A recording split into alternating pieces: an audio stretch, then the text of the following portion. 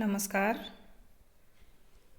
मैं प्रवक्ता ब्रजलता चौधरी, रत्नी देवी girls TT college, आज आपको एक टॉपिक लेकर उपस्थित हुई हूँ जो है केस स्टडी।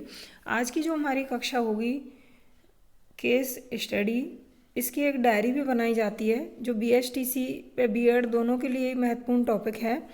तो इसे कैसे तैयार किया जाए, किस तरह इसका सामान्य परिचय दिया जाए, ये सारी बातें हम व्यापक रूप से आज इस वीडियो के माध्यम से जानेंगे। आज की जो विषय वस्तु है पवार एजुकेशन के माध्यम से आप इसे अन्य उसमें भी शेयर कर सकते हो, लाइक कर सकते हो, और अगर आपको वीडियो अच्छी लगे तो आप इसे एक दो बार सुनने पे आप पूरी तरह से समझ जाओगे कि किस तरह डायरी तैयार की जाए। इसके अलावा आपकी रीट के भी एग्ज़ाम के लिए अब तो निश्चित हो गया है कि बहुत जल्द आपके फॉर्म भरे जाएंगे, तो आप अपनी जो कंपटीशन की तैयारी है वो भी बराबर बनाए रखें। और BSTC की तो एग्ज़ाम होनी ही है, बीएड की भी होंगी, तो आप अपनी जो बाकी की पढ़ाई है वो भी बनाए रखें। तो बढ़ते हैं आज के टॉपिक में, केस स्टडी। शिक्षण में तकनीकी के बढ़ते विकास के साथ जो शिक्षा प्रक्रिया है इसमें अनेक परिवर्तन हुए हैं। शिक्षा में छात्रों की उपलब्धियों के स्थान पर कक्षा शिक्षण के स्वरूप, अनुदेशन, प्रक्रिया को प्राथमिकता दी गई है, क्योंकि छात्रों की उपलब्धियां इन्हीं पर आश्रित होती हैं। यानी जिस तरह से कोई मार्गदर्शक मार्गदर्शन करता है उसके अनुदेशन में या उसके अनुसरण करते हुए विद्यार्थी जितना अच्छा सीखता है वैसा वह कहीं और से नहीं सीख सकता। तो शिक्षक छात्रों की भिन्नता को महत्व देकर, एक कक्षा में ऐसा नहीं है कि एक कक्षा है सबका स्टैंडर्ड, जैसे कक्षा एक है तो सभी की जो व्यक्तिगत भिन्नताएं वो भी एक जैसी होंगी, ऐसा नहीं होता है। क्योंकि जितने भी बच्चे होते हैं उनमें कहीं ना कहीं असमानताएं होती हैं, उनकी सीखने की, समझने की, ये सारी जो क्षमताएं वो अलग अलग पाई जाती है। तो वहाँ एक शिक्षक का दायित्व बनता है कि वो अपने विद्यार्थियों का जो मानसिक बौद्धिक लेवल है उसकी जाँच करे, उससे भली भांति परिचित हो और उसी के अनुसार अपने विद्यार्थियों को आगे बढ़ाने का प्रयास करें। सारे विद्यार्थियों को एक जैसे उसी से नहीं आंकना चाहिए, नहीं उन्हें एक जैसे शिक्षित करने की जो व्यवस्था है वो होनी चाहिए। वर्तमान समय में हालांकि चाहे कक्षा की बात आए, सबको बिठाने की, यूनिफॉर्म की, ये सारी व्यवस्थाएं एक तरह से कर सकते हैं, लेकिन शिक्षक चाहे कितनी भी कोशिश कर ले, एक साथ एक समय में एक ही विधि से सारे विद्यार्थियों को एक साथ संतुष्ट नहीं कर सकता। तो इसके लिए ज़रूरी है कि वो उनके बौद्धिक स्तर को जाने और किस तरह से कि ऐसी व्यक्तिगत भिन्नता जिस विद्यार्थी में है उसके आधार पर उसे आगे बढ़ाने का प्रयास करें। आगे देखते हैं, बालक में विभिन्नताओं के होते हुए भी प्रकृति तथा स्वभाव संबंधी सामान्य विशेषताएं होती हैं। कुछ ऐसी होती हैं एक जैसी होती हैं तो कुछ विभिन्न होती हैं। बालक के द्वारा अनुभव किए जाने योग्य अमूर्त वस्तुओं के अध्ययन के लिए अनेक प्रविधियां हैं। जैसे बहुत सारी ऐसी चीज़ें हैं जो दिखाई नहीं देती हैं, लेकिन उन्हें किस तरह से प्रत्यक्ष रूप से बालक के सामने उपस्थित कर दिया जाए, इसके लिए भी अनेक विधियां हैं। आप देखते हो बहुत सारे शारीरिक अंगों की संरचना वगैरह जब पढ़ाते हैं तो उनके लिए इस तरह की व्यवस्था, या कोई चीज़ दूर स्थित है तो उसे उसके चाहे मॉडल चार्ट या तस्वीर वगैरह से हम उसे प्रत्यक्ष रूप से उनके सामने उपस्थित करने का प्रयास करते हैं। तो इसी तरह से एक महत्वपूर्ण ये भी एक विधि है कि किस तरह से जो प्रत्यक्ष में वस्तुएं दिख रही हैं वो तो है ही, लेकिन अप्रत्यक्ष रूप से बालक के मानसिक स्तर को कैसे जाना जाए कि उसके अंदर उसकी वृत्ति कैसी है। अगर वो मान लीजिए कोई बालक है किस तरह से, या वो झगड़ालू है, शांत प्रकृति का है, या बिल्कुल गुमसुम रहता है, तो उसके ऐसे रहने के पीछे क्या रीज़न है, इन सब का पता लगाने के लिए ये विधि आई। तो देखते हैं इसका सामान्य परिचय। केस स्टडी विधि का सर्वप्रथम प्रयोग फ्रेडरिक ली पिले ने किया। फ्रेडरिक ली पिले नामक एक विद्वान हुए, इन्होंने केस स्टडी का सर्वप्रथम प्रयोग किया। ये प्रयोग 1829 में सामाजिक विज्ञान विषय में किया गया। यानी सामाजिक विज्ञान के विषय को समझाने के लिए इन्होंने इस विधि का प्रयोग किया। किसने किया? फ्रेडरिक ली पेले ने। कब किया गया? 1829 में। इसके बाद 1967 में बार्ने ग्लेजर एवं एंसेलम स्ट्रॉस जैसे समाजशास्त्रियों ने अपने परिष्कृत रूप में इसे दोबारा से परिमार्जित करके उसी सामाजिक विज्ञान में नवीन सिद्धांत के रूप में इसे प्रयोग किया। इसे सामाजिक विज्ञान का एक सिद्धांत बना करके प्रस्तुत कर दिया। और वर्तमान समय में केस स्टडी का सर्वाधिक जो प्रयोग है वो शिक्षा जगत में किया जा रहा है। यानी पहले किसी एक विषय में था, लेकिन अब संपूर्ण शिक्षा में इसका प्रयोग किया जा रहा है। इससे हम समस्या आधारित अधिगम के रूप में ज़्यादा जानते हैं। वर्तमान समय में इसका ज़्यादा से ज़्यादा प्रयोग कहाँ किया जा रहा है? समस्या का समाधान करने के लिए, कि कोई समस्या है सबसे पहले उसका पता कैसे लगाया जाए, और जब तक समस्या का पता नहीं लगाया जा सकता तब तक उसका निराकरण नहीं किया जा सकता। तो इसके लिए इसे एक समस्या आधारित प्रश्न समझिए, आप एक समस्या समझिए या कोई भी मुख्य टॉपिक समझिए, इस तरह से बना करके इसे आज प्रस्तुत किया जा रहा है।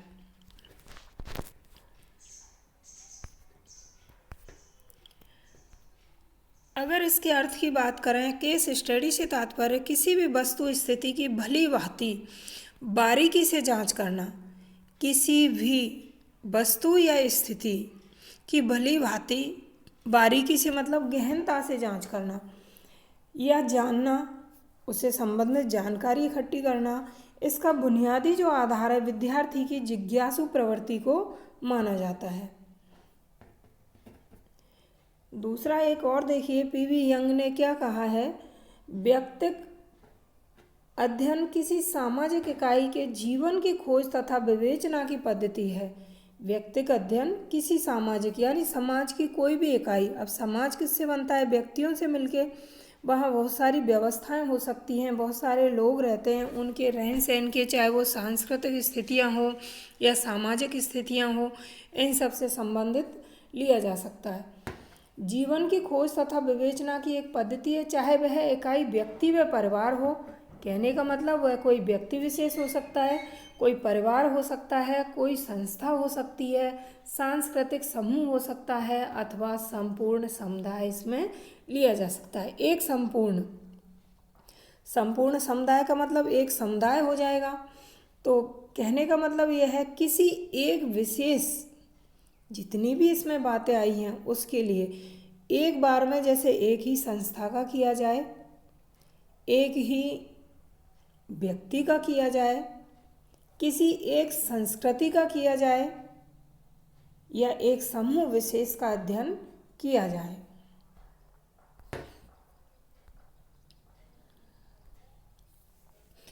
एक और महत्वपूर्ण परिभाषा देखते हैं। यंग के अनुसार केस स्टडी किसी इकाई के जीवन की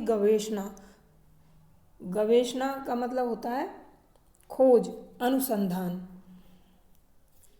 तथा विश्लेषण की पद्धति है, चाहे वह एक व्यक्ति, संस्था, अस्पताल, सांस्कृतिक या संपूर्ण समुदाय हो। जो पिछली परिभाषा में बातें कही गई थी लगभग वही बातें इस परिभाषा में हैं।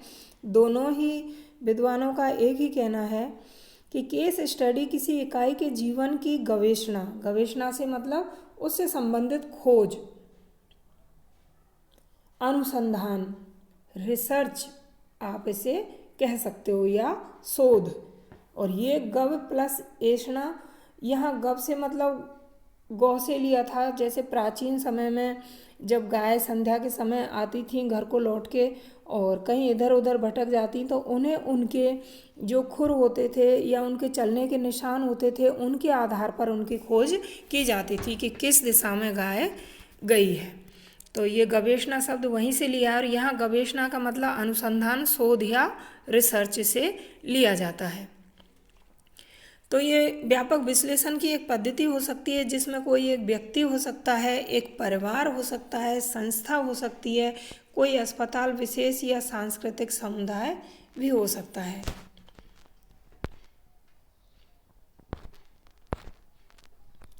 अब इसको तैयार कैसे किया जाए? जो आपकी मेन उद्देश्य है कि केस स्टडी की डायरी तैयार कैसे करें। तो इसकी तैयारी के लिए सबसे पहले तो आप, जैसे आपने एक पेज तैयार किया है, उसमें सबसे पहले आपको किसी बालक या बालिका पे करना है अपनी डायरी के लिए। वहाँ उस बालक बालिका का नाम आप करोगे, पिता व माता का नाम दोगे, उसकी कक्षा दोगे, उसके जन्म दिनांक, जाति, इसके अलावा उसकी शैक्षिक योग्यता, उसके विद्यालय का नाम, माता पिता का व्यवसाय, उसका पता, इसके अलावा उसकी क्या हॉबी हैं, क्या रुचि हैं, किस तरह का उसका रहन सहन है, ये सारी बातें भी आपको यहाँ करनी होती हैं एक पेज में।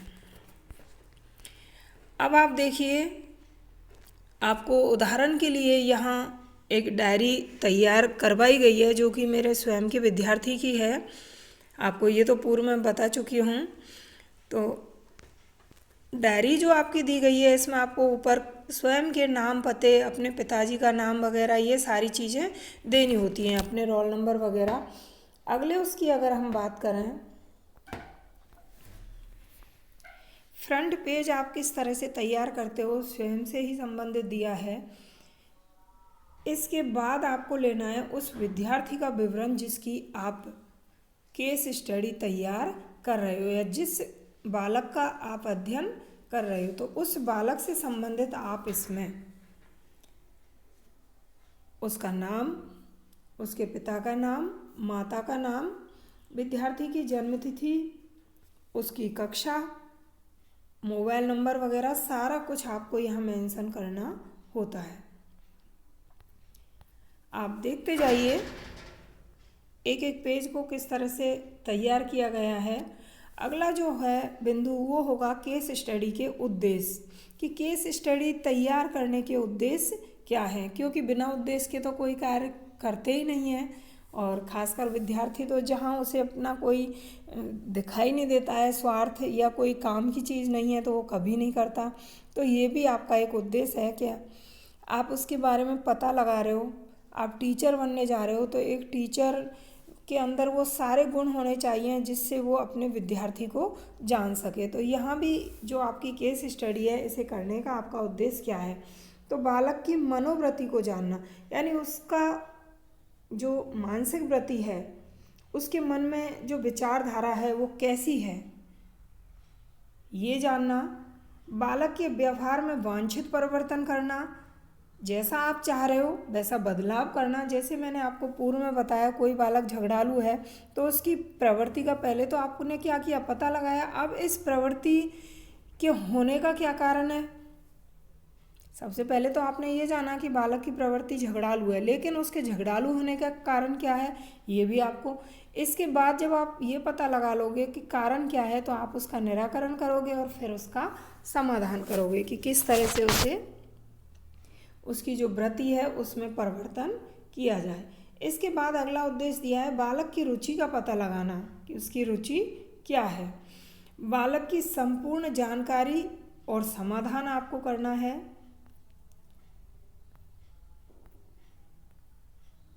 अगले उसमें देखते हैं बालक का उचित मार्गदर्शन, ये भी इसका उद्देश्य है। जिस मार्ग पर वह जा रहा है वो सही है, गलत है, उसे क्या करना चाहिए, ये सारी बातें एक शिक्षक को बतानी होती हैं। बालक को सामाजिक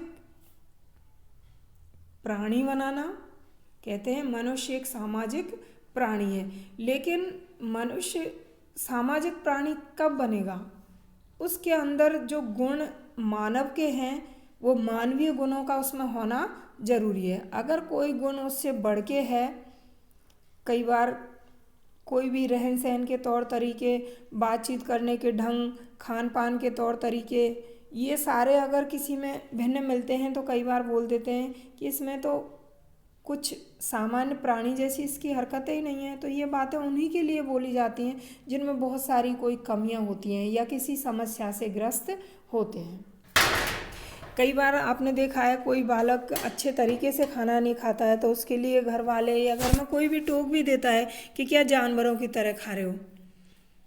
तो कहने का मतलब यहाँ उसमें कोई कमी है, उसका जो व्यवहार है या खान पान का जो तरीका है वह उचित नहीं है। तो एक सामाजिक प्राणी तभी बन पाएगा जब उसे अपने समाज में रहने के जितने भी तौर तरीके हैं वो अच्छे से पता होने चाहिए।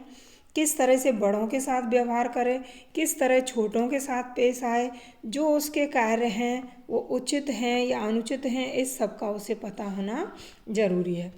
इसके बाद है बालक का सर्वांगीण विकास। उसकी वृत्तियों का जब पता चला लेंगे तो यहाँ सर्वांगीण विकास से वो सभी विकास इसमें आ जाते हैं जो उसमें होने चाहिए, चाहे मानसिक हो, शारीरिक हो, बौद्धिक हो, धार्मिक हो, ये सारे विकास, चाहे आध्यात्मिक हो, ये होने जरूरी हैं। अब बालक की जो समस्या है उस पर पड़ने वाले जो प्रभाव हैं वो कौन कौन से हैं, तो प्रभावों का भी पता लगाना जरूरी है। ऐसी कौन कौन सी परिस्थितियां होती हैं जो बालक को प्रभावित करती हैं, उस समस्या से ग्रस्त होने में जो उसे सहयोग करती हैं या उसकी समस्या जिस कारण से बढ़ी है। तो इसमें देखते हैं, सबसे पहले दिया है बालक की आर्थिक स्थिति का प्रभाव। तो माता पिता की जैसी आर्थिक स्थिति होगी वो उस बालक को भी प्रभावित करेगी। अन्य साथियों की तरह उसका रहन सहन या उसकी इच्छाओं की पूर्ति नहीं होगी, उसके शौक मौज पूरे नहीं होंगे, तो कहीं ना कहीं उसमें हीनता की भावना आती है। इसके बाद आता है माता पिता के व्यवहार का प्रभाव। उसके माता पिता उसके साथ कैसा व्यवहार करते हैं। आए दिन आप देखते हो कई बार घर में झगड़े होते रहते हैं, माता पिता किसी गलत संगत में हैं या गलत व्यसन का सिखा रहे हैं, तो ये भी विद्यार्थियों को प्रभावित करता है। विद्यार्थियों से मतलब यहाँ उस बालक से है जिसकी केस स्टडी आप तैयार कर रहे हो। अगला आता है बालक की समस्या पर एकल या संयुक्त परिवार का प्रभाव। तो परिवार का भी प्रभाव पड़ता है। कई बच्चे एकल परिवार में रहते हैं तो जहाँ उन्हें ज़्यादा भीड़ भाड़ पसंद कम होती है, क्योंकि जिस तरह के परिवेश में रहते आएंगे उसी तरह की उसकी रहन सहन की आदतें बन जाएंगी। और एक संयुक्त परिवार में रहने वाला बालक अचानक से उसे अलग से रख दिया जाए या अलग से, कई बार आपने देखा होगा कि किसी रोजगार के कारण या पढ़ाई के कारण बच्चा अचानक से दूसरी जगह जाता है तो वहाँ वो सेटल नहीं हो पाता, उसे दिक्कतें होती हैं वहाँ रहने में। इसके अलावा बालक की समस्या पर विभिन्न अशिक्षित प्रभाव। यहाँ अशिक्षित से मतलब ऐसी कोई परंपराएं हो सकती हैं, रीति रिवाज हो सकते हैं, या जो अनुकूल बातें नहीं हैं उनका प्रभाव हो सकता है। बालक पूरी तरह से अगर साक्षर नहीं है, शिक्षित नहीं है, उसे ज्ञान नहीं है शिक्षा के प्रति, तो वो ज़्यादा जानकारी भी नहीं जुटा पाता है। बालक की समस्या पर परिवार से प्राप्त सुविधाओं का, एक बालक को सारी सुविधाएं बराबर मिलती हैं, दूसरे को नहीं मिलती है, तो ये चीज़ें भी प्रभावित करती हैं, चाहे उसकी शारीरिक स्थिति की बात हो या मानसिक स्थिति की। अगले उसमें हम बात करें बालक के जो स्वयं के विचार हैं उस समस्या से ग्रस्त होने के, वो क्या है यहाँ आपको देने हैं। सबसे पहले बालक के स्वयं के विचार देने होंगे, फिर उसके परिवार के विचार देने होंगे। सबसे पहले बालक से ही पूछेंगे कि भाई आप ज़्यादा झगड़ा करते हो, क्यों करते हो, इसका रीज़न क्या है, तो वो अपनी समस्या बताएगा। वो सारी बातें आपको यहाँ देनी होती हैं। इसके बाद उसके घर वालों से पूछोगे, परिवार वालों से, तो वो आपको बताएंगे कि उनके बालक की ऐसी स्थिति होने का क्या कारण है। अगले उसमें माता पिता के व्यवहार का क्या प्रभाव पड़ रहा है।